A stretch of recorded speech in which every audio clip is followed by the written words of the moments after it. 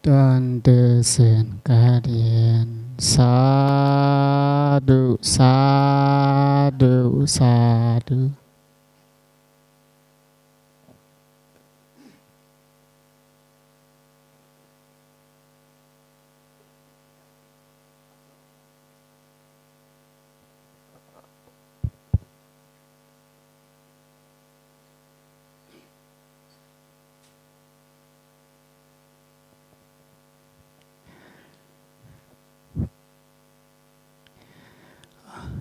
Okay, good evening everyone. Before we listen to the talk by our chief bird, we going to do short chanting first. So let's chant together, starting from Namo Tassa.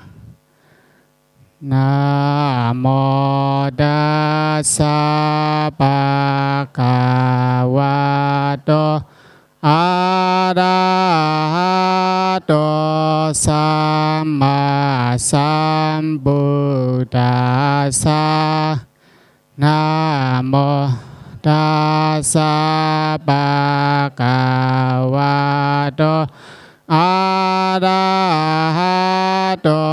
Samma Sambuddhassa. Namo Tassa Bhagavato Arahato Samma Sambuddhassa. Buddham saranang gacchami. Dhammang saranang gacchami. Sangham saranang gacchami. Dutiyampi Buddham saranang gacchami. Dutiyampi dhammang saranang gacchami. Dutiyampi sangham saranang gacchami. Tatiyampi Buddham saranang gacchami. Tatiyampi dhammang saranang gacchami. Tatiyampi sangham saranang gacchami. Iti piso bhagava arahang samma sambuddho vesa sarana sampanno sukato lokavedu anuttaro Purisa dhamma sarati sada dewa manusanam buddha bhagavati swakato bhagavata dhammo sandetiko akaliko ehipasiko opanayiko pasatang wedita pavinyuhiti sopatikpano bhagavato sawaka sangko usopatipanno bhagavato sawaka sangko nyaya patipanno bhagavato sawaka sangko sami se patipanno ภะคะวะโตสาวกสังโฆยะติตังสัตตาริปุเรสายุกานิอัตตาปุริสาปุกาลาเอสะภะคะวะโตสาวก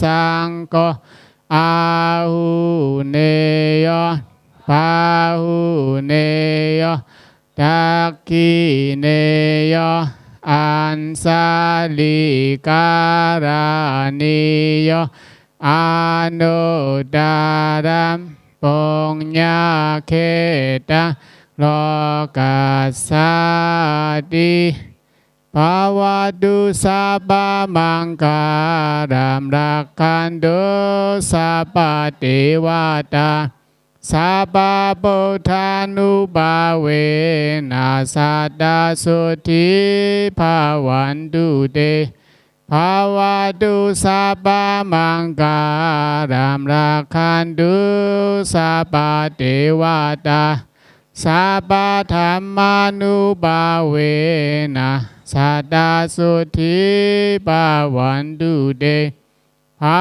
วตุสัพพมังคารัมรักขันตุสัพพเทวตาสัพพสังฆานุภาเวนะสัตตาสุทิภาวันตุเตสาธุสาธุสาธุ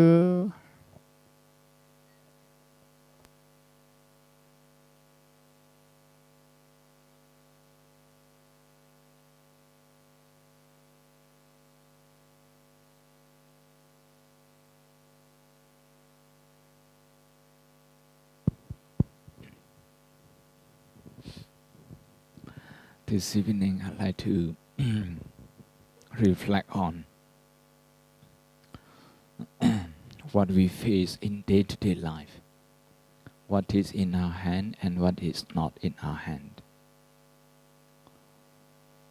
That is what we can do and what we can't do. In every situation, even taking a bus, taking MRT, the two aspects. One aspect which is in your hand, the other which is not in your hand. Something that you can do and something that you can't do.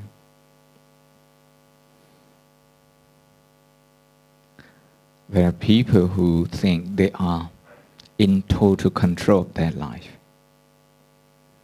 I just would like to remind them that there are aspects in our life that we can never be in control. Knowing what is in our hand and what is not is the Buddhist wisdom. Buddhist wisdom that goes through, everything wholesome, that goes through everything that we consider possible. In other words, when we talk about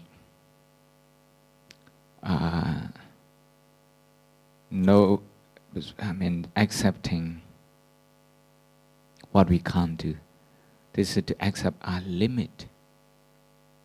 And at a certain age in our life, we feel rather invincible and don't tell me, that I can't do this.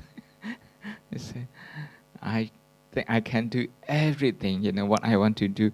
1, 2, 3, 4, 5, you have a long list and you tick every box. So in that situation, in that kind of circumstances, the last thing you want to know is something that you can't do.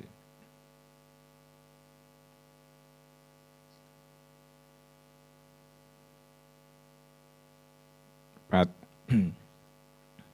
I'd like to make a statement that before we accept our limit, we cannot really do much. We have to accept our limit first. Something that we can't do, something that we just have to live with. I'd like to elaborate on this, with how the Buddha took off in his missionary life. When he reflected on the truth that he had realized after his enlightenment,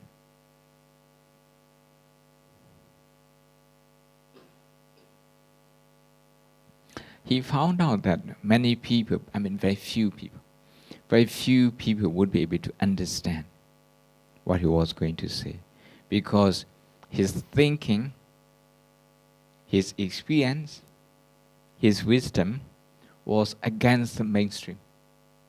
For many people, if you want to be happy, you accumulate more and more. The more you have, the more secure you will feel. This is the general belief. If you have one car, and if that's not enough, you have two, you have three. One house that's not enough, then you have 2, 3, 4, 5, you have it everywhere. So that's the trend, not just today, not just the 21st century. 6th century BC, during the Buddha's time, people already believe in that. The more you have, the more you feel secure. Because the 6th century BC, during the time the Buddha lived, we already had agricultural revolution. We already had cognitive revolution, if you talk in scientific terms. You already had them. Actually, you already had urbanized communities.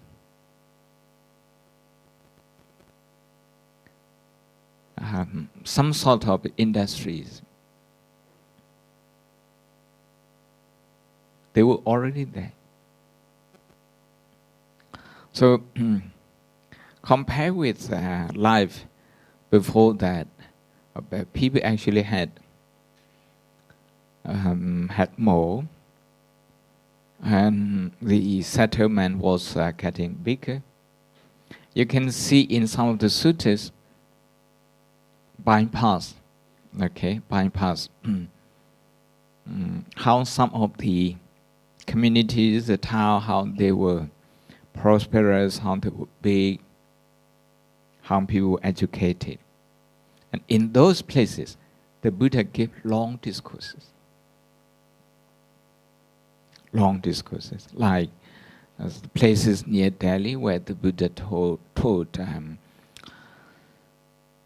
the Satipatthana Sutta and other long suttas.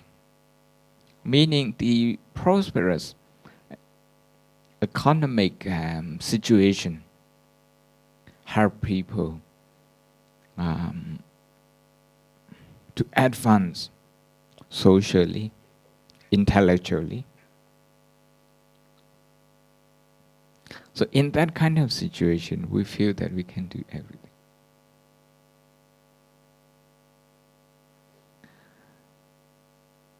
But according to the Buddha's experience, it's important that we accept our limit before we do something big. So, he said, there were people, perhaps the majority of the people who wouldn't understand me. So this is my limit.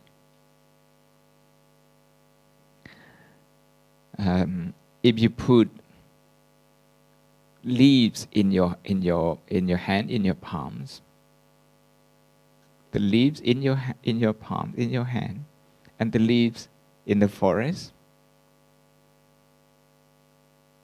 the number is just incomparable. In your hand, it's just so tiny compared with those in the forest. On another occasion, the Buddha said, look, the dust in my hand and the dust on the ground, which is many. You just cannot compare. So perhaps sometime in certain situation, what we can do is only this much. And to accept this is a pain. Is a pain on human psychology. We just don't want to accept this. We want to delude ourselves that we can do it. We can do everything. So after the Buddha accepted his limit in, shall we say, regarding the number of people who would be able to understand him, then he set out to teach, to help people, day and night, everywhere. And he set out the teaching in such a way that it was very different from any teaching previously. The teaching in India before that, they were confined to a certain group of people, a certain caste, like that. But the Buddha said, the teaching that he has, that come from his own personal experience, is workable to people from all walks of life. So this is a very ambitious one. He set a very ambitious one.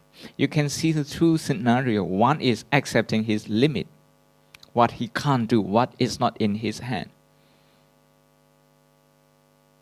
But on the other hand, yes, after he has accepted the limit, he come to see a huge potential, huge, shall we say, I don't want to use the word endless, but almost endless opportunities to help people.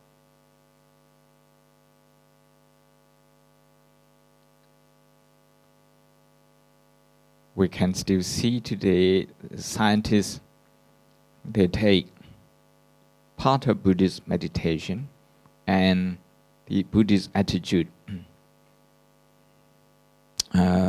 training into their scientific research and how they're benefiting the world at large. We can just before I came I was reading something about positive psychology, and I can recognize a lot of the qualities they mentioned, because positive psychology just started about this year 2000 or 1998, and so less than 20 years.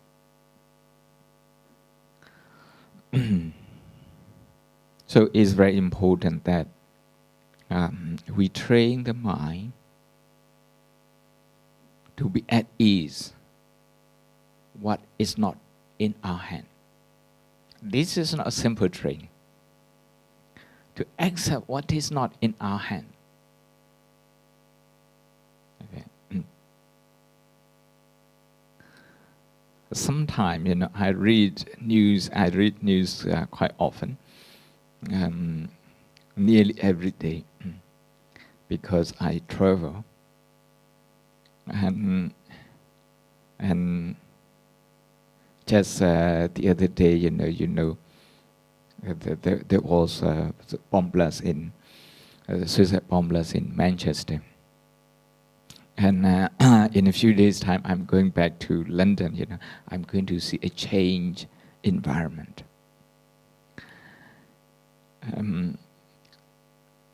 A few months ago, when there was an attack in London, and the police informed institutions, something like our temple and churches and malls and social institutions, school and this.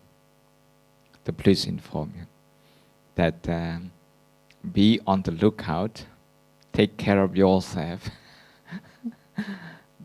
The police accepting that limit. And you can apply this to American president, the most powerful man, in any office in the world. Being American president, we don't really understand as an outsider. But someone who occupies the White House, there will be frustration every day because of the limit. Because of the limit. Rightly or wrongly, okay, the current president, what he wants to do. He hasn't got his way, rightly or wrongly. And so, in coming back, if we apply this to our body, shall we apply this to our body first? It's not possible for this body not to fall ill, not to get old, and ultimately not to die. It's not possible. We have to accept this limit.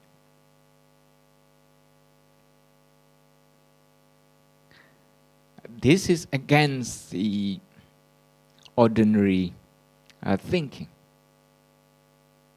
This is something that we want to ignore, that we want to be able to tell ourselves that it doesn't happen. It will not happen. We just don't want to think about this. But the Buddha said this is very important. If you do not recognize what you can control, what you can't control, what is not in your hand, something like the body functioning according to its own rule, and the mind functioning according to its own nature. If we don't accept this, we are going to be fighting and fighting with our body. So if you get cold, for example, if you get cold, because you don't expect that this body can be like this, can experience this kind of illness. What happens is that your mind will react to this cold, and your subconscious mind will use more energy in dealing with this. Because your subconscious mind thinks this is an emergency situation. You go into fight and flight mode.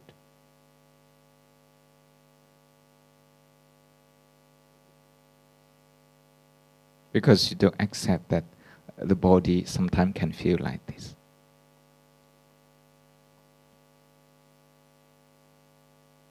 But when we accept that this body, sometimes it will feel tired, the energy is limited, and after a few hours of work, your energy will need recharging. If you are mindful of this fact, if you are mindful of this limit, then when the body feel exhausted, you're not going to fight with exhaustion. Instead of fighting with exhaustion, you will recognize that you will use that opportunity to develop compassion for the body. By developing compassion for the body, you're actually preserving the physical energy. So preserving the physical energy or to stop the draining of the further draining of the energy, this is what you can do. But before you can do that, before you can preserve your energy, you need to accept that it's natural that this body is exhausted after a few hours of work. You can see the same situation, the same scenario. There's one aspect of what you can't do, what is not in your hand, that this body will run out its energy. But there's another aspect, that is to take that opportunity of low energy to develop compassion for yourself. And by doing so, that compassionate attitude, that compassionate response pattern, I would say, compassion-based response pattern, we start recharging the physical energy. This time in Bangkok, I was in Bangkok more than 2 weeks.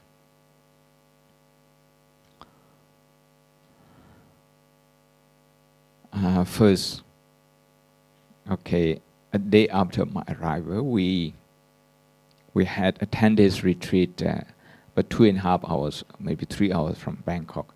Khao Yai is the mountainous area.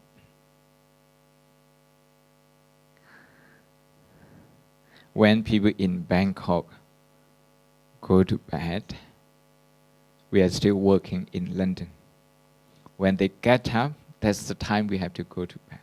So in the morning, when people get up to go for meditation, early meditation, that's the time, I have to go to bed in England. And that means physically, I had to struggle. I would get maybe about 2 hours sleep, at night, and then I need to join the early morning meditation session. And after that, I would have about 4 to 4.5 hours of individual interviews. And then I had the Dhamma talks as well. I have learned, through the experience, the energy. Of course, my doctors, they always say, you need 7 hours, 8 hours sleep. But we don't get that privilege all the time. We don't have that luxury all the time. Especially if you go around the world quite often. More than 2 weeks in Thailand, and then because I didn't have a chance to rest. So the body took a lot of time, longer time to adapt. And even when I was in Sri Lanka, after Bangkok, I went to Sri Lanka for UN visa. The body is still, it still feels alien to Asian time, put it that way. It still think that I'm in Europe and like that. The same will happen when I go back next week, when I go back to England, and then a few days I have to go to Italy for a retreat. Because we have to follow a certain routine and pattern with others. It's not possible to rest. But rest is like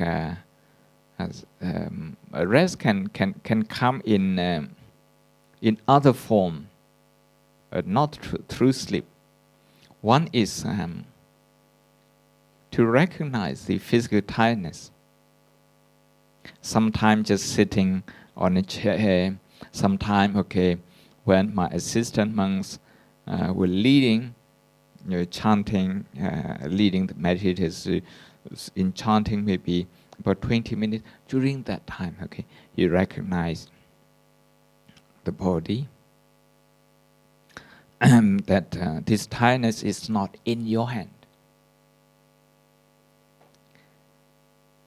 You look at the body with compassion, as if this tiredness is your only and one child.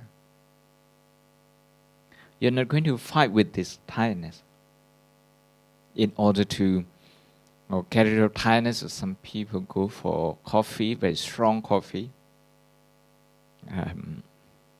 I go for, water. I take water. And then just stay with tiredness, the tiredness of the body. Just stay with this. When a child is crying, what the mother does is to pick up the child to give reassurance. That is attentiveness that the mother gives to the child.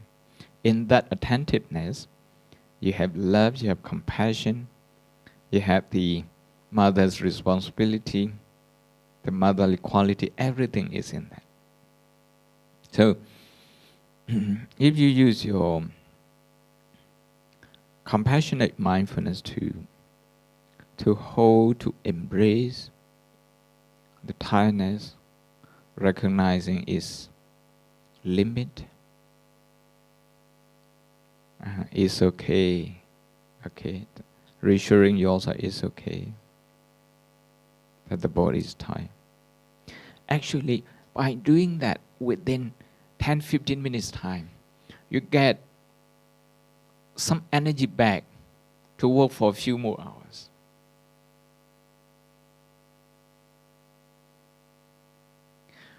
To create that energy is in your hand. But first you need to recognize what is not in your hand. Okay, to prevent this tiredness, this exhaustion, you can't prevent this.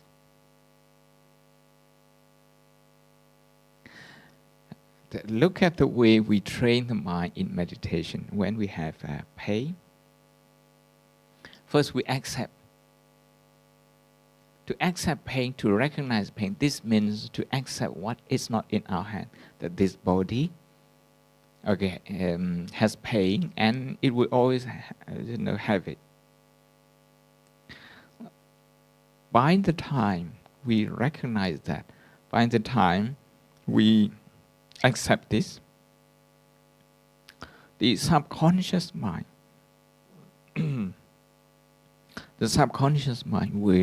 will change its default position. The subconscious mind will also accept this pain. And then when the subconscious mind doesn't automatically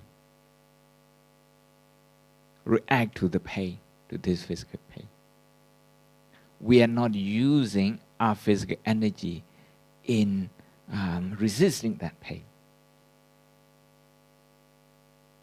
So this is one example of how accepting what is not in our hand paves the way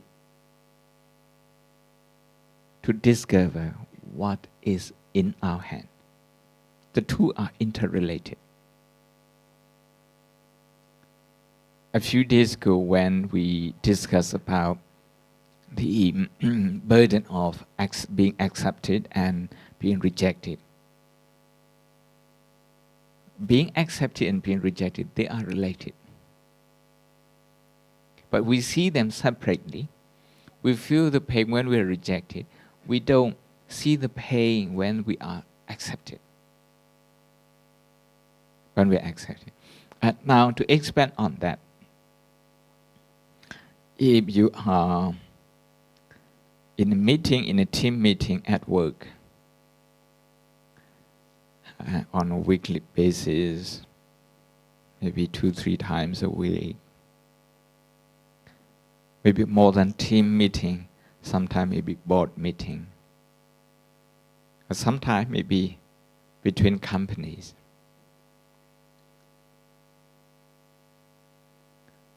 the first thing that we need to accept is that we are not in control of everything. You are not in control of what other people want to say, about their thought, about their ideas, about their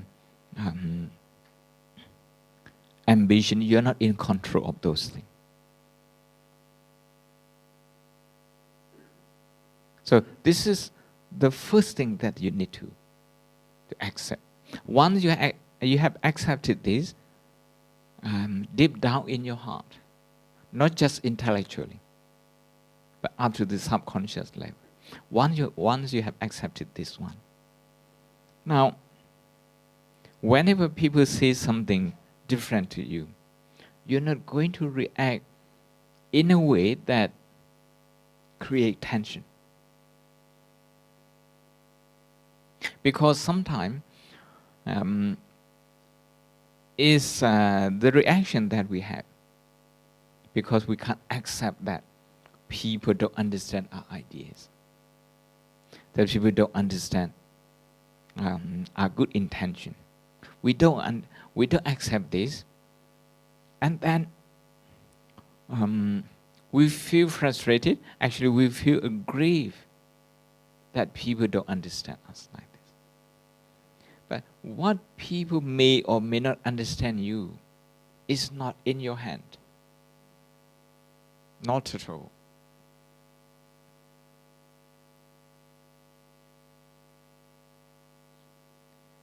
What is in your hand is your own ideas, your own intention, your own response to what they say. These are in your hand. I have mentioned in a few of my talks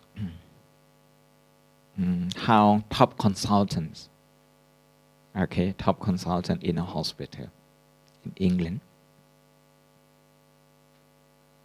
to have come up to a consultant level, you need at least about 16 years of training, 16, 17 years of training. If you don't fail your exam, if you don't fail, you need that much. Some people take more. So they are very dedicated people, very intelligent people, very well-trained people. But at some point, during the morning team meeting, when they discuss the course of treatment, everyone stopped listening to everyone else.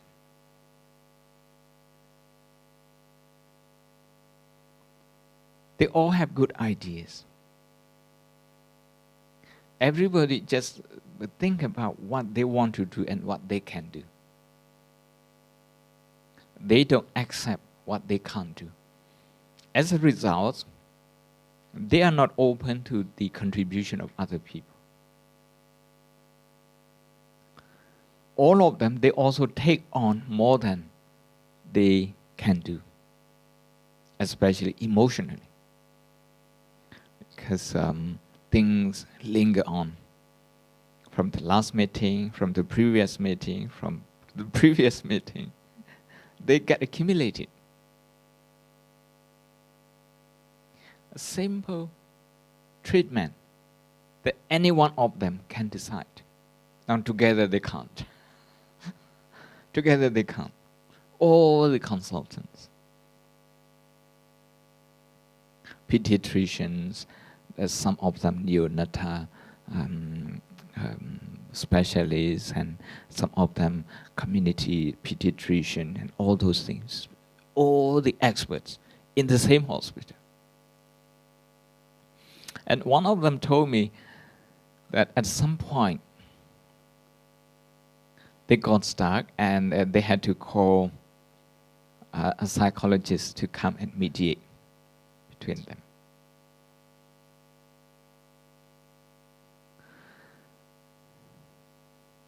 So my take is that my reading of the situation is that if we don't accept our limit, then it's likely sometime that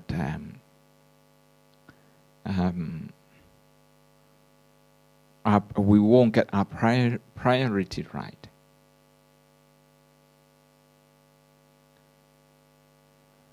We are not talking here about a clinical issue like OCD, obsessive and compulsive disorder. People who want to do things in a very compulsive way. In clinical psychology, you hear about those things very often. Some people, they have compulsive disorder, and if they think something is not hygienic, they will wash the same mug, the same tea mug, many times. You have just washed it, you put it there, and you washed it again, and you washed it again and again. We're not talking about that kind of situation. We are talking about the so-called normal people, normal behavior in us.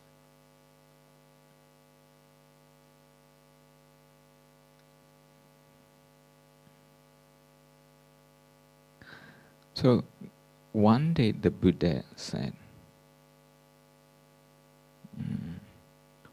when you get shot with an arrow, that's not your fault. But when you get shot the second time with the second arrow, this is not your fault. What this analogy means.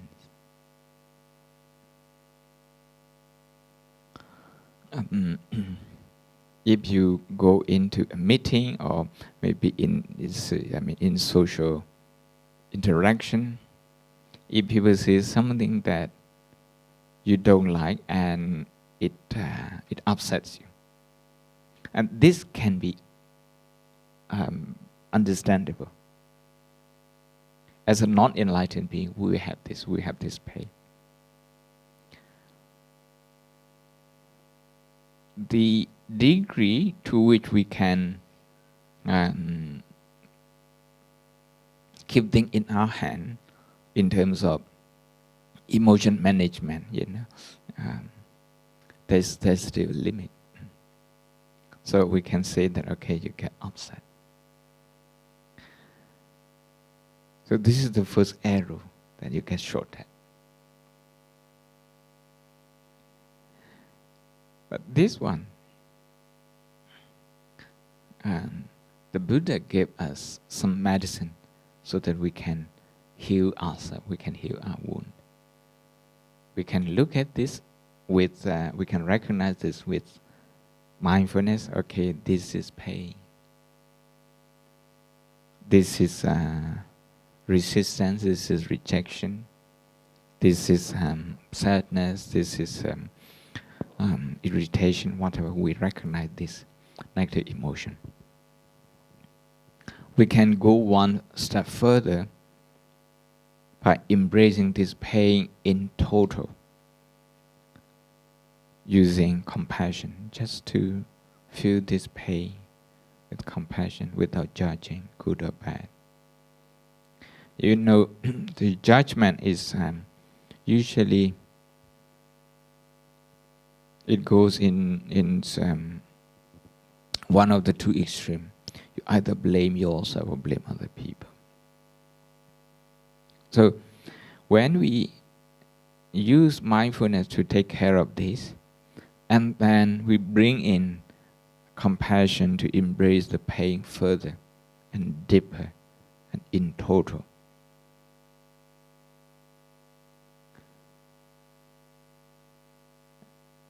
it's very unlikely that you will be hurt with the second arrow.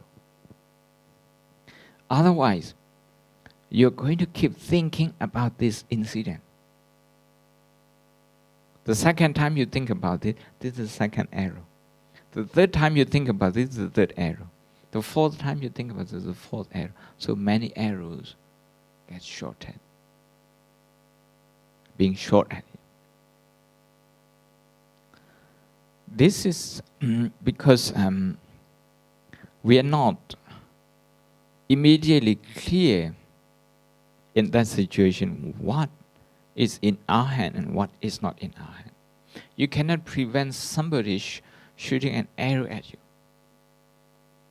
But you can take care of the wound and you can take care of the second. But the second arrow comes from your own making.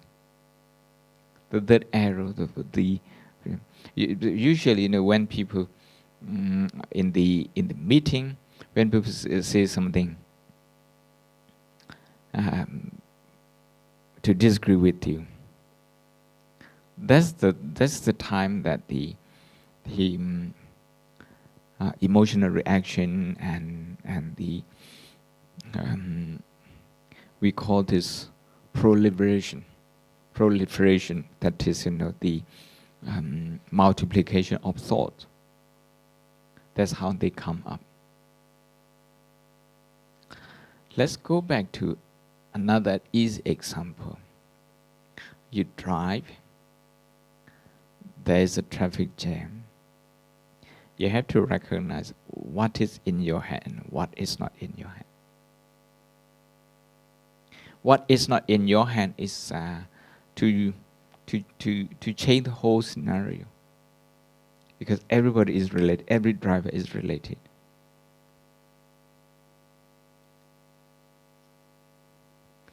But what is in your hand is your own attitude. This is in your hand. With the right attitude, you're not going to waste a lot of your energy, mental energy especially. Sometimes people, when they get stuck in a traffic, they get more exhausted because of the mental reaction, the emotional reaction. The emotional reaction means you are using your physical and emotional energy unnecessarily. You're wasting it. You're wasting it. So, if you can keep yourself calm, you accept the situation, you also look at other people, the other drivers are in the same situation like you, then emotionally you are in control of yourself. This is at least what we can do. At least what we can do.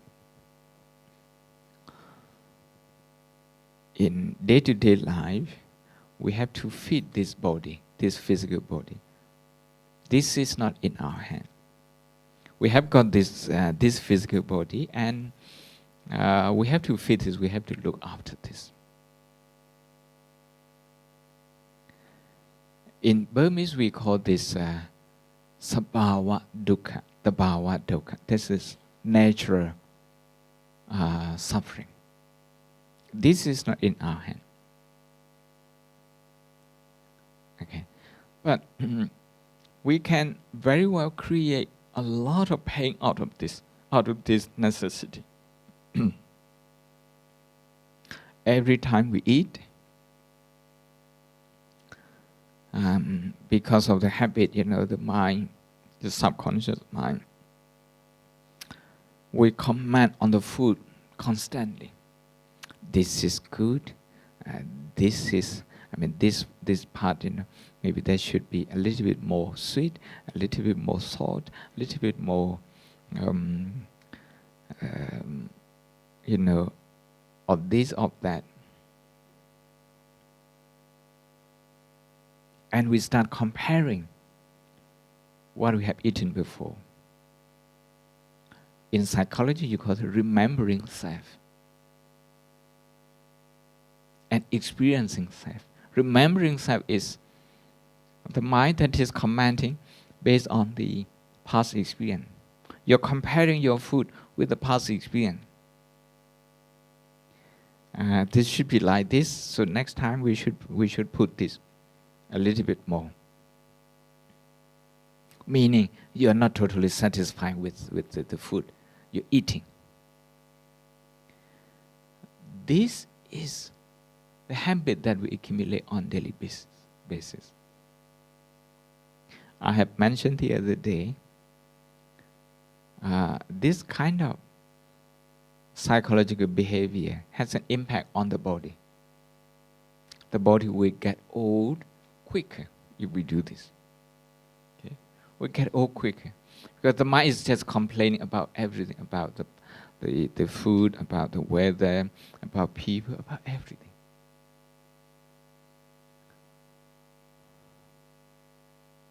So, what we can't do is not to eat. We can't do this. So we have to eat. But what we can do is, when we eat, so that there is no suffering.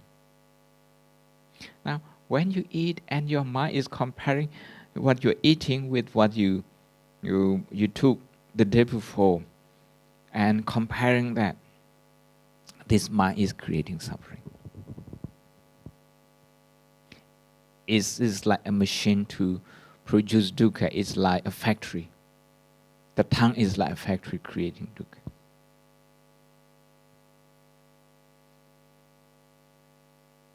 This is up to us, whether we want to take control of this, because it's within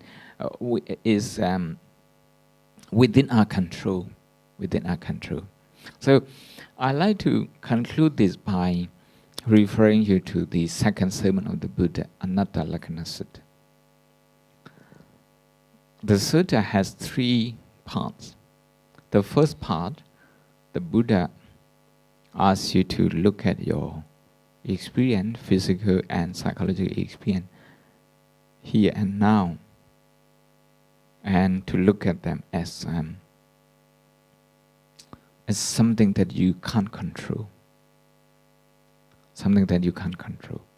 Because you can't prevent them from being ill, from being old, because you can't prevent them. The fact that they are dukkha, the fact that we have to look after them very carefully, means we are not in control. So this is the first part. In Burmese, we usually say asomaya. Asomaya meaning, I cannot control. That's the way the people understand anatta. But by accepting this, by accepting there are certain aspects of your life that you can't control, you just have to live with that. By accepting this, then when you come to the second part of the Anatta Lakkhana Sutta, the second sermon, the Buddha actually talking about something that we can control, something that can be in our hand. That's our attitude. Our attitude. The way we should relate to our own experience. This is to look at our experience and to relate it to other people. In other words, to universalize it. Not just me. When you don't get your way, tell yourself, this is not just me. This is not unique to me. I remember very well in 1998 in Ottawa during the retreat. An engineer was arguing we had a long argument. He said, the Canadian Prime Minister, he doesn't have the kind of suffering, the kind of stress and pressure that I have, he said. So, what you're talking about, dukkha, is unique only to me and not the Canadian Prime Minister, because he has everybody to do things for him. He said. I still remember, because he was very adamant in his opinion that the Canadian Prime Minister doesn't have the kind of pain that he has. The Canadian Prime Minister is in control of everything. There isn't a thing that the Prime Minister can't control. Everything is in his hand. There isn't anything that is not in his hand. So when you do that, you are actually partializing. You are actually making your experience as unique as being unique. When you do this, you look at people who suffer from certain disease. When they just stay by themselves and when they don't relate to other people, they come to see that they are the only one in this world suffering from this particular illness. So the word anatta, the meaning of anatta, the second one, the first one we have already discussed as being no control. The second one is actually, there are things that we can do not to multiply the pain. There will be a time when people disagree with you, but it is possible.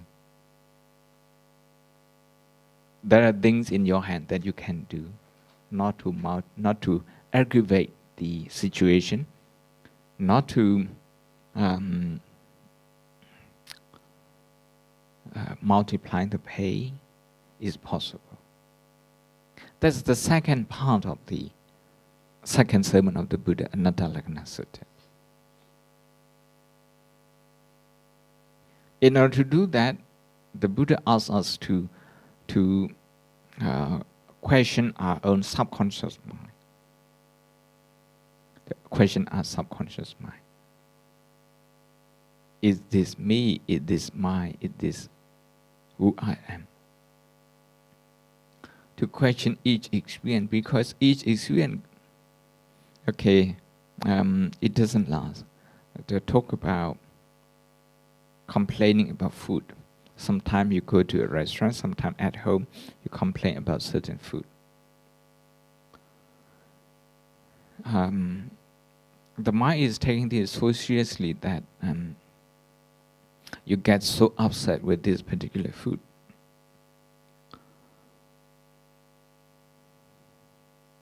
You have to ask the physical side and then the psychological side. The physical side of the food. Is this food me? If your name is Richard, is this food Richard? Why you're so fussy about this? Why you can't let go? Psychologically, the dissatisfaction, the complaint, is this complaint Richard? You ask yourself if you are Richard. If you are Michael, ask yourself, is this complaint Michael? You're going to find that each experience is just an experience. It's not you. It's not you.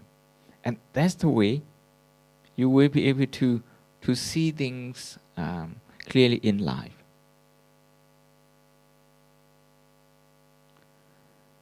After you have questioned yourself, your own experience a few times like this, now you can remind yourself, this is the third chapter of the Anatta Lakkhana Sutta, the discourse on non-self. We just have to reaffirm, this is not unique to me, this is universal. When there is traffic, this is not unique to me.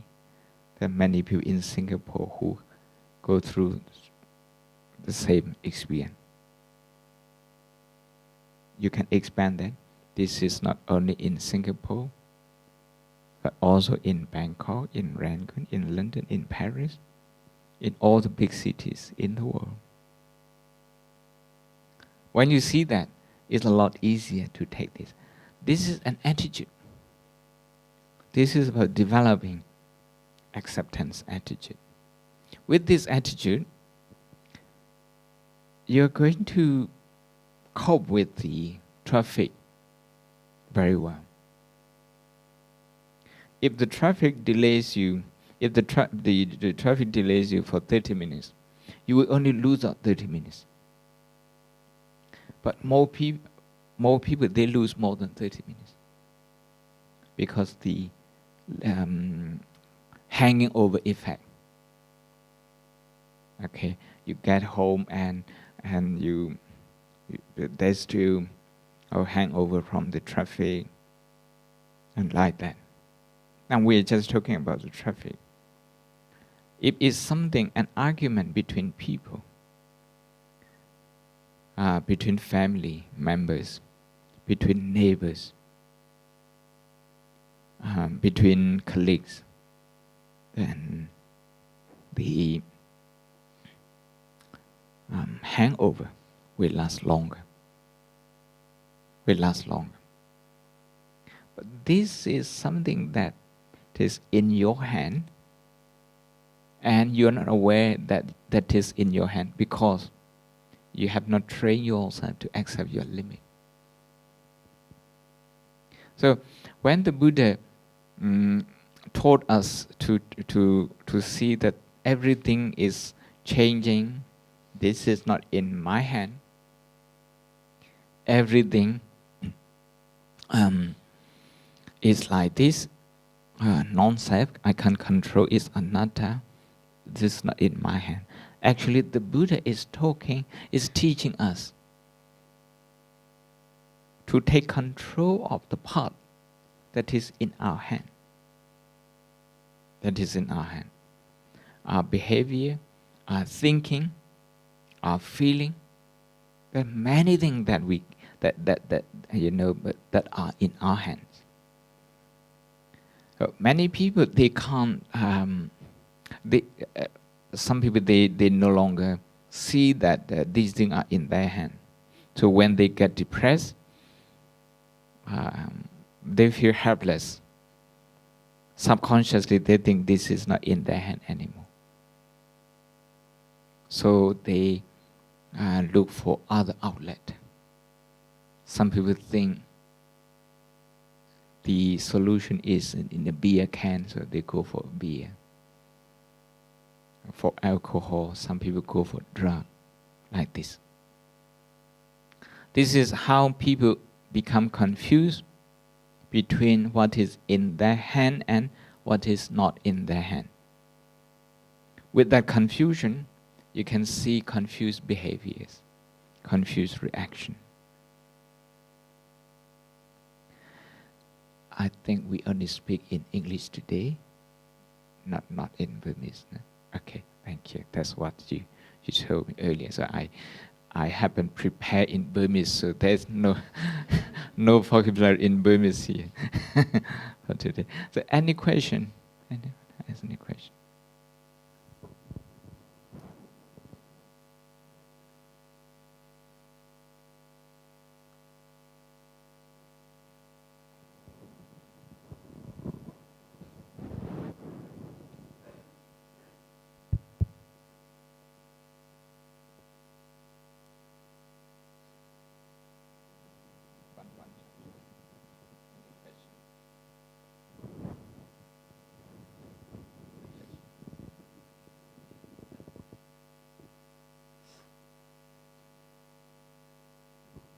What what I've been saying is that, okay, this is for children. You can't do everything in life, but there are things that you can do, and you have to do your best. When you limit, when you focus on something that you can do, and forget about what you can't do, then you're going to be number one in what you can do.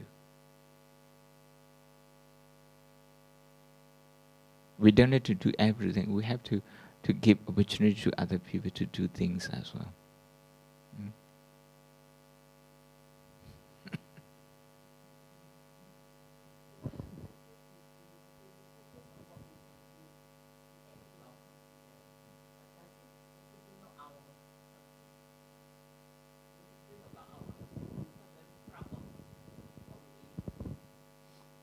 In accepting what we can't do, what we talk about conceit or confidence, these are all attitude. These are all attitude problem that are manifested in terms of emotion. And the Buddha talks about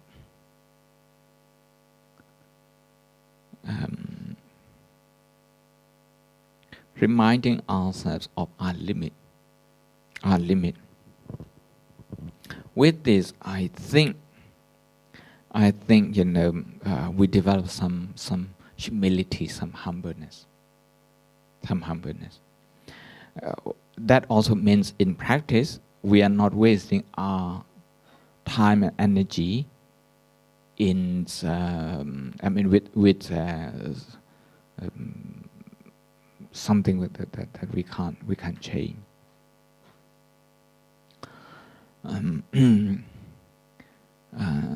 Regarding what is not in our hand or what we can't do,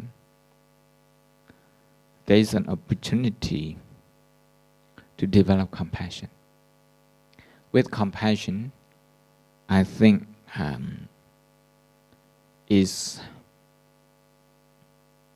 we can consider that as an antidote to conceit. Now, if we focus on what we can do, yes, we develop confidence. But here, the whole teaching of the Buddha is teaching us to relate to the wider world. Anatta, when we say the wider world,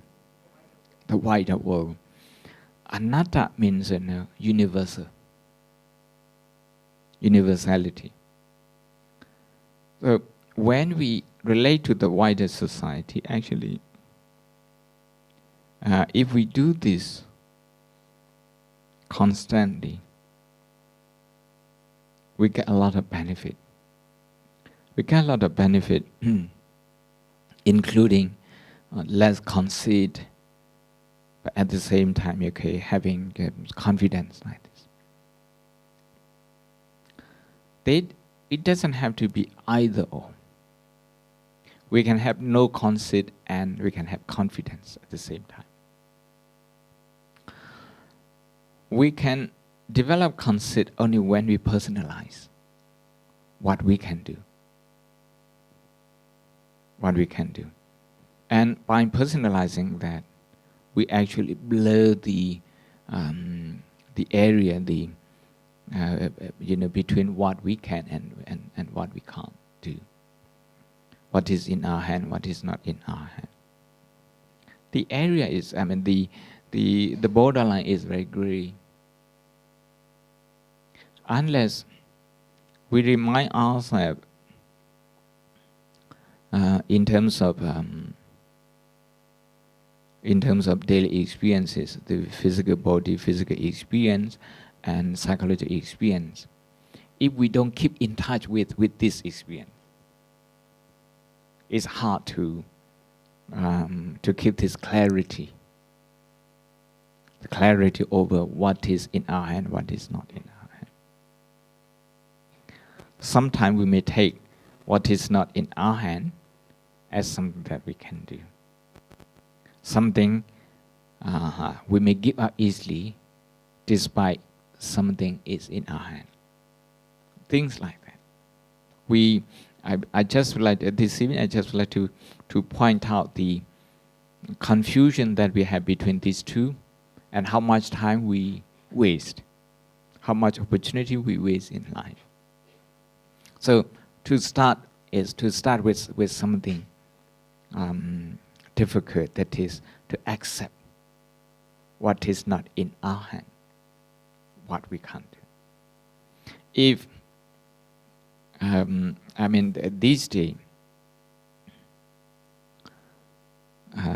the rulers in every country, there's a limit to their term. in the government in the UK is been shorter. It's only 1 year. So 2, maybe more than 1 year. We are having another election next week, no, next month, in about 2 weeks' time.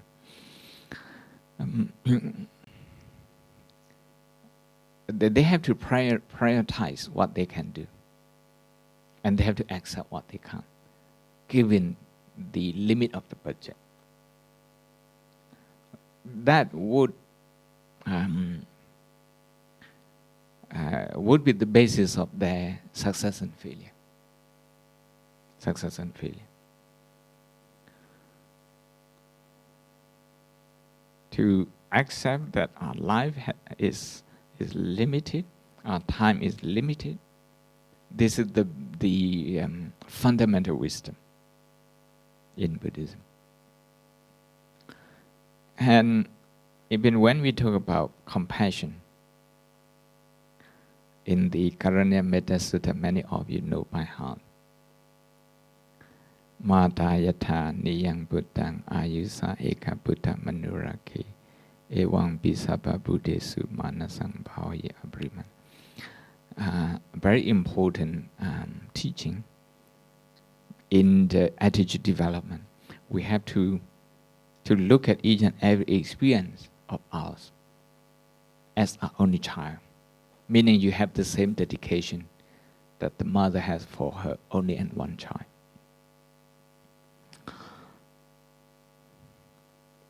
And we should expand and extend this quality to all beings. Can we do that? What the Buddha is saying is that psychologically is within what we can do, is in our hand. Physically, verbally, is not within our hand. That's why the text says manasang bhavaya, that's in our mind. In our mind, we have to have the capacity to feel everyone's pain. We just need some practice. Some people need a little bit more. But I would say this mental training is a lot easier than many other things. Some people have been to a meditation retreat just maybe 3 or 4 times, each time 10 days. 3 times just 30 days, 1 month. 1 month, you can't train in any profession, you can't do it. But if you train in meditation for 30 days, some people, they become expert. They can change their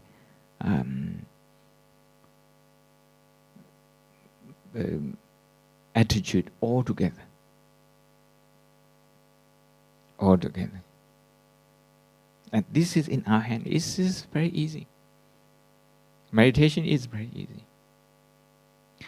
You train to be a nurse, it take many years.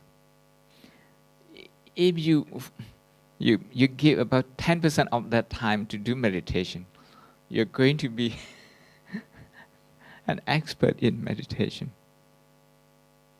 3 years, you just know the basis of nursing. 5 years, 6 years, you just know the basis of being a doctor, an engineer. But if you do meditation for 5 years, the amount of time you spend learning engineering, you see, compare with other training, the mind training is a lot easier. The thing that the sticking point is, we don't accept our limit.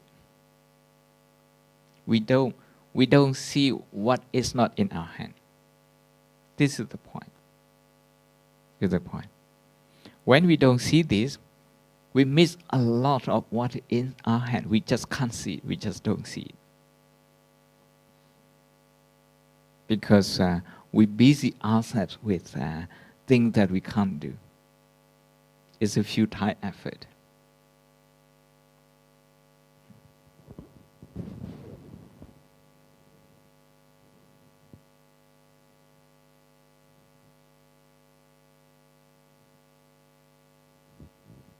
I think there are a few people. I thought not to speak in Burmese. I just give summary in Burmese. If you don't mind, maybe about 5 minutes, 10 minutes. ဒီနေ့ညပြောလိုတာကကိုယ်လက်ထဲမှာရှိတဲ့အရာနဲ့ကိုယ်လက်ထဲမှာမရှိတဲ့အရာကိုလုံနိုင်တာနဲ့မလုံနိုင်နေရာတိုင်းမှာဒီနှစ်ခုရှိတယ်လုံနိုင်တာနဲ့မလုံနိုင်တာ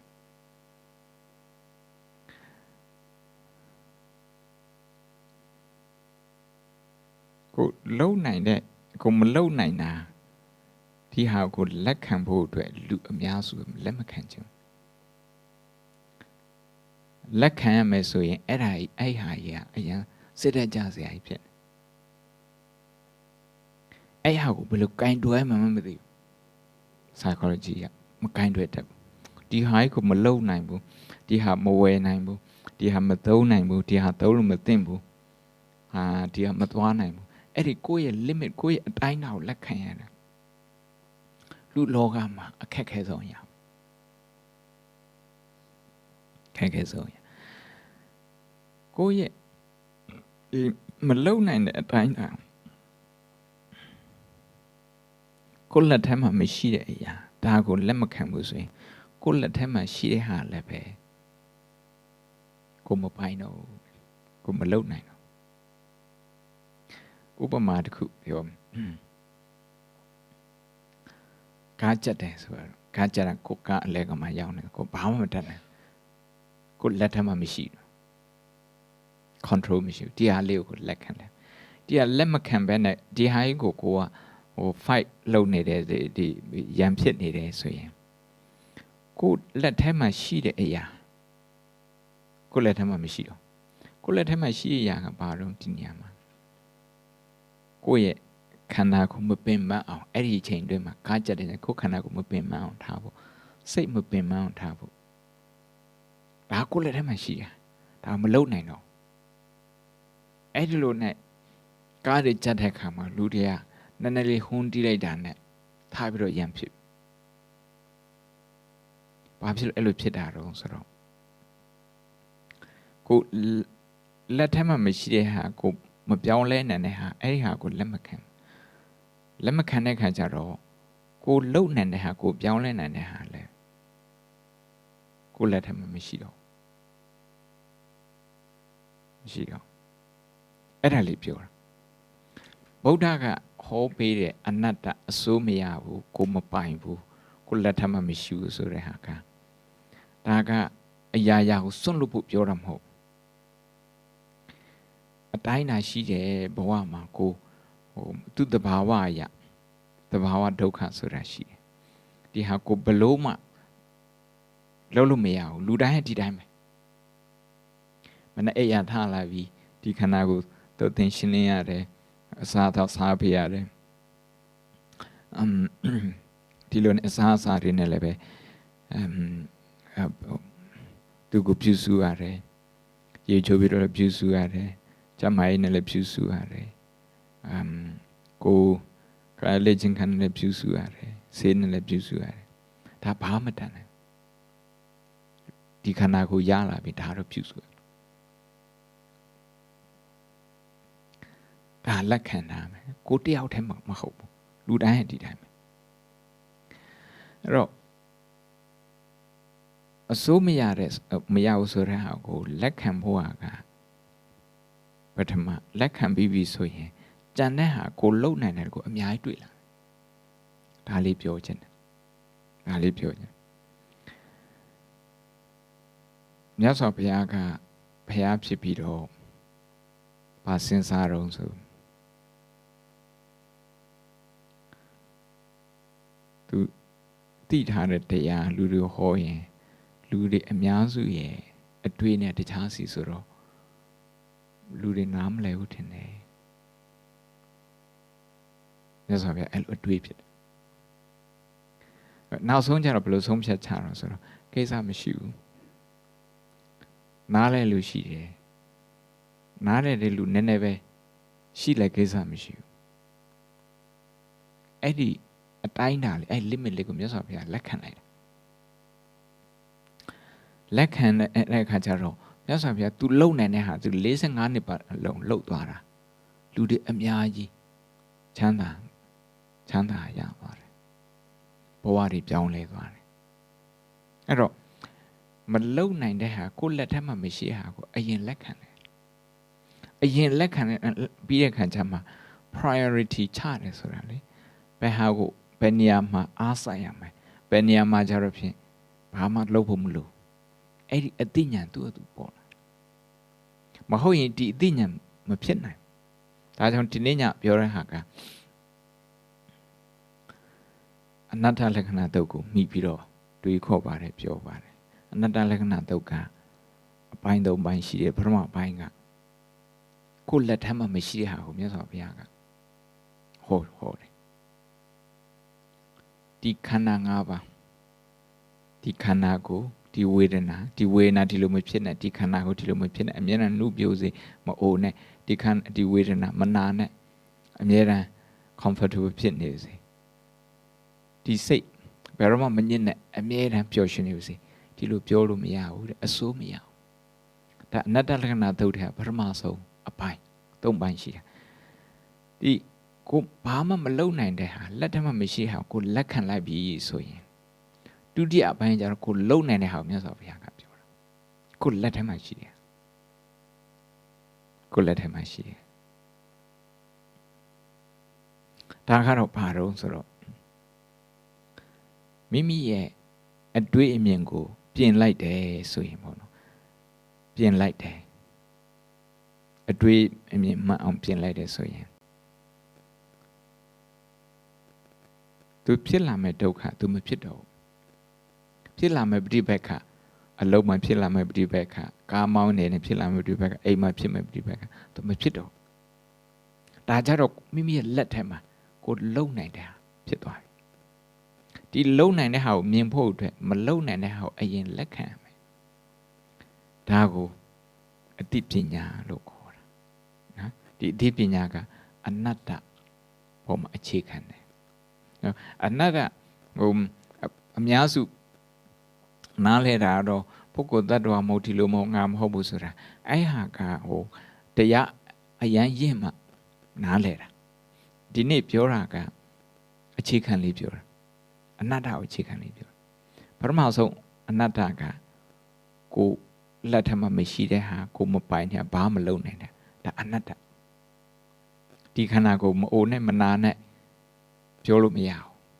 ကိုလက်ထမှာမရှိဘူးအနတ္တနောက်ဒုတိယအနတ္တကိုလက်ထမှာရှိတယ်ဒါကဘာလို့ဆိုတော့ဒီနာကျင်မှုတစ်ခုစိတ်နာကျင်မှုတစ်ခုဖြစ်လာပြီဆိုရင်ငါပဲရှိတယ်ငါပဲဒီလိုဖြစ်တယ်သူများမဖြစ်ဘူးအဲ့ဒီလိုမြင်တဲ့အမြင်ကိုပြောင်းလိုက်ပါတဲ့ဒီလိုစိတ်တန်ရထန်ချက်မျိုးဒီလိုအလိုမပြည့်တဲ့ဟာမျိုးငါတယောက်တည်းမကဘူးနေရာတိုင်းမှာရှိနေတယ်အဲ့လို universal experience universalization အဲ့လိုမြင်အောင်ကြည့်ပါအဲ့လိုမြင်အောင်ကြည့်ဒါကတော့ကိုယ့်လက်ထဲမှာရှိတယ်ဒီလိုမြင်အောင်ကြည့်ရင်လည်းဆိုရင်လောကရဲ့ထဲမှာသူကနေစရာအရန်ကောင်းပါတယ်တဲ့ချမ်းသာမှုတွေရတယ်ဒုက္ခတွေနည်းပါတယ်ဒါကြောင့်ကိုယ့်လက်ထဲမှာရှိတဲ့ဟာနဲ့ကိုယ့်လက်ထဲမှာမရှိတဲ့ဟာဒါကိုခွဲခြားသိမြင်ဖို့အတွက်ကကိုယ့်လက်ထဲမှာမရှိတဲ့ဟာကိုအရင်လက်ခံပါအနိစ္စဒုက္ခအနတ္တပြောတာဒါကိုယ့်လက်ထဲမှာမရှိတဲ့ဟာကိုအရင်ဆုံးလက်ခံခိုင်းတယ်ဒီဟာကိုလက်ခံပြီးတဲ့ခါကျမှလောကရဲ့ထဲမှာလောကကြီးအကျိုးအတွက်ရောလူအများအတွက်ရောကိုယ်အတွက်ရောလုံနိုင်တာအများကြီးရှိတာကိုတွေ့ရလိမ့်မယ်အားလုံးကျမ်းမှချမ်းသာကြပါစေအာတုသာတု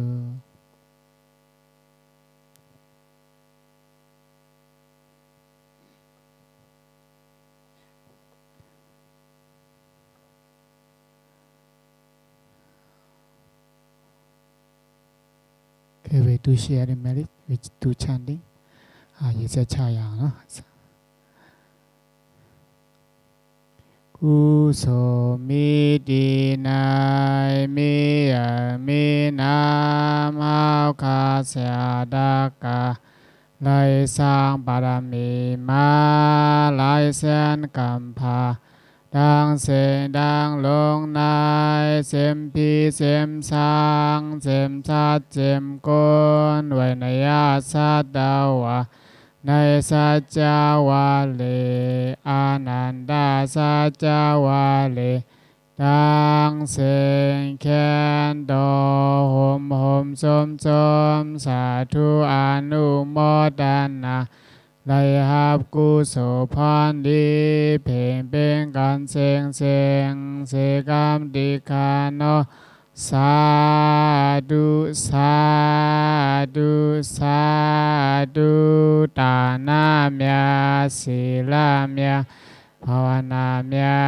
ดาวสาวขาดังเสียงดังลงอย่าโดหงโดหายพิหิมอำลายก้นหิมอำลายสัตวาหิมอำลายย้อนผักพังไว้ในหมากหูสาวขาต่อเต้าหอติยอดเสือสาอามาตานิบานาติกาเจนเสกามติคานะสาธุสาธุสาธุ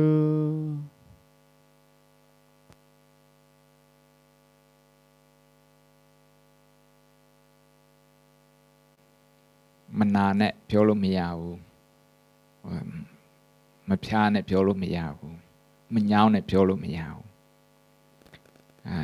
မပင်မန်းနဲ့ပြောလို့မရဘူးအစိုးမရဘူးဒီလိုဖြစ်ဒီလိုမဖြစ်နဲ့ဆိုအဲ့လိုပြောလို့မရစိတ်လည်းဒီတိုင်းဆိုလိုရင်းကဒါနတ္တလက္ခဏာတော့ရဲ့ပထမအပိုင်းကကိုယ့်ရဲ့အတိုင်းတာသူဖြင့်ကိုယ့်လက်ထမှာမရှိဟာဒါကိုလက်ခံခိုင်းအဲ့ဒါကိုပဲမြန်မာလိုဘာသာပြန်အနတ္တအစိုးမရအစိုးရတဲ့ဟာဒီအစိုးမရတဲ့ဟာကိုလက်ခံလိုက်အစိုးရတဲ့ဟာဖြစ်လာအစိုးရဖို့တော့ကိုယ့်ရဲ့ potential ကိုယ့်ရဲ့အင်အားကိုပြန်တွေးတာပေါ့ကိုလုံနေတာကိုပြန်တွေးတာအဲ့ဒါကတော့ဒုတိယဟာက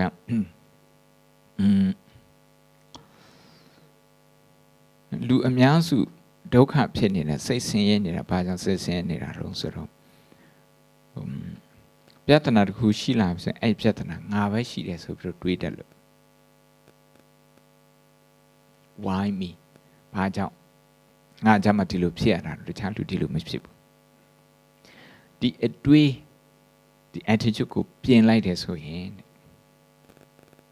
ပြင်မယ်ဆိုရင်ဒါကိုယ့်ရဲ့လက်ထက်မှာရှိတယ်ပြင်နိုင်တဲ့အနေထားမှာရှိတယ်ပြင်ပြီဆိုရင်ပြဿနာနဲ့တွေ့တယ်အစမပြေတာနဲ့တွေ့တိုင်းအစမပြေတာနဲ့တွေ့တယ်ဖြစ်မဲ့ဒုက္ခမဖြစ်တော့အစင်တော့မပြေဘူးဒါမဲ့ဒုက္ခမဖြစ်ဘူးအင်္ဂလိပ်လိုပြောမယ်ဆိုရင်သူကဘယ်လိုပြောမလဲမသိဘူးဘုန်းကဒီဟာကိုဒီပြီးခဲ့တဲ့တရားစခန်းထဲမှာဆိုထိုင်းလိုပထမဆုံးတစ်ခါပြောကြည့်တယ်အဲ့ဒါတော့ဟုတ်သွားတယ်သူတို့နောက်ဆုံးတော့လက်ခံသွားတယ်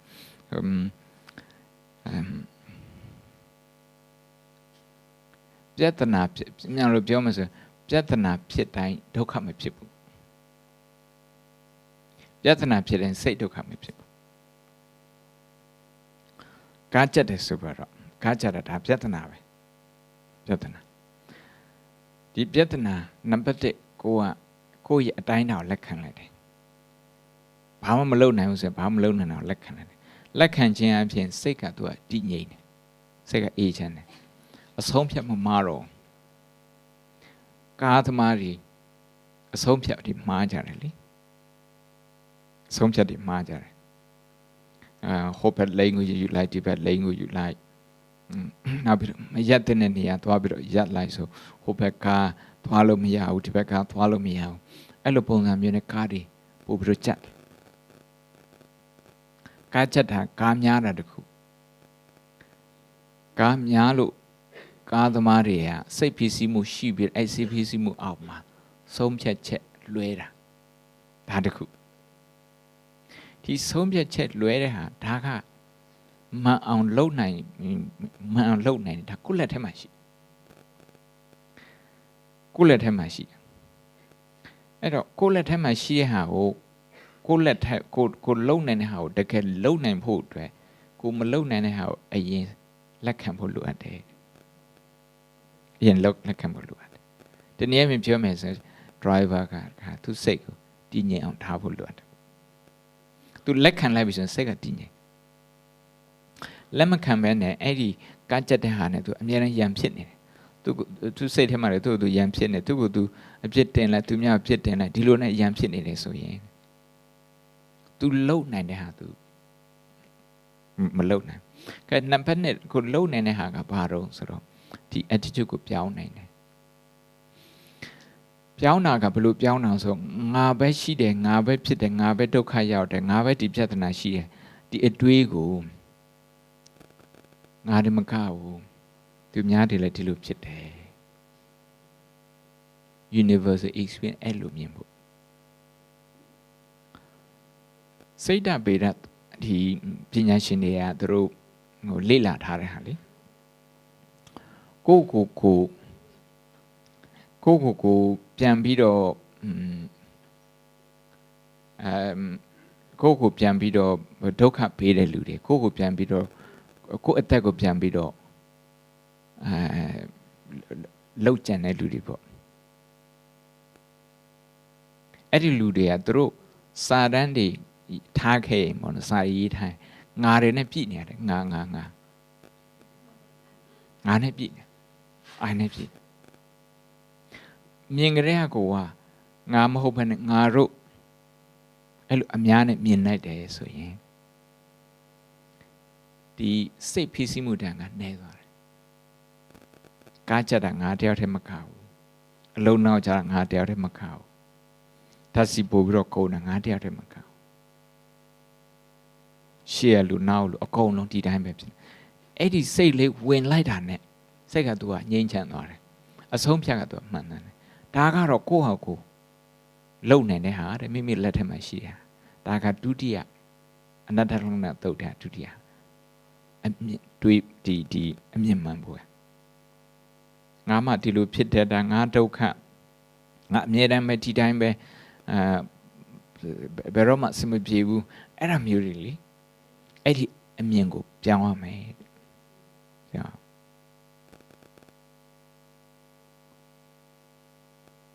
သမိုင်းမတိုင်ခင်ခက်ကြတဲ့ဒုက္ခဆိုတော့ပေါ်ခဲ့တယ်ကိုခေချမှာပေါ်တာမဟုတ်တယ်မလားဆိုရကဲ now ဒီဟာလေးအဲ့ဒီအမြင်ဒီဒုတိယပိုင်းမှာကျတော့အဲ့ဒီအမြင်ရအောင်ဒီငါဆိုပြီးတော့လုံနေတဲ့အမြင်ကိုကိုကပြန်ပြီးတော့မေခွန်းထုတ်ရတယ်မေခွန်းထုတ်ရတယ်ကားချက်ပြီဆိုရင်ကားချက်တာငါတယောက်ထဲလားအလုတ်နောက်ကျဆိုလို့ကျငါတယောက်ထဲလားဓာတ်စီပို့ကုန်ဆိုဓာတ်စီပို့တော့ငါတယောက်ထဲလားအဲ့ဒီလိုမေခွန်းထုတ်တတိယအပိုင်းကျတော့မေခွန်းထုတ်ဖို့မလိုတော့ကိုမေခွန်းအချိန်ချင်းထုတ်ပြီးဆိုတော့အဲ့ဒါကိုအဖြေလေးရဒါပေမဲ့အဲ့ဒီအဖြေကကွန်ပျူတာစကားနဲ့ပြန် default position မဖြစ်သေးဘူး default ပုံစံမဖြစ်သေးဘူးအဲ့ default ပုံစံဖြစ်အောင်ကိုနေ့တိုင်းသတိပေးရတယ်ဟုတ်တယ်အဲ့ဒါကို eternalization ခေါ်တယ်အင်္ဂလိပ်လို eternalization eternal ဖြစ်သွားအောင်အထက်မှာဖြစ်သွား